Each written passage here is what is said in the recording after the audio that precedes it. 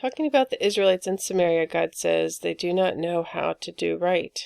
They are destroyed for their lack of knowledge, though God saves still. He rescues a remnant. It's described as rescuing a corner of the couch and a part of the bed. They will be torn to pieces, but a part will be rescued out.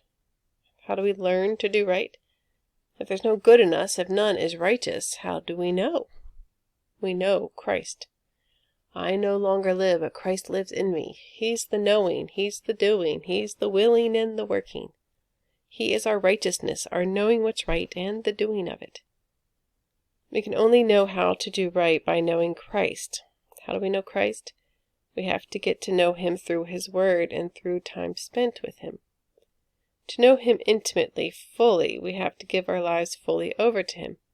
You have to surrender your rights to your life.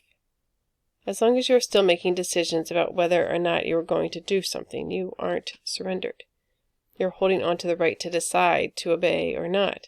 A servant doesn't get to decide what order to listen to and follow through on. A servant obeys without taking thought. We have to submit in that way. We have to have already made the decision that obedience is non-optional. We do it. We live God's ways in everything we know to obey and trust Him to teach and direct us in the rest of it.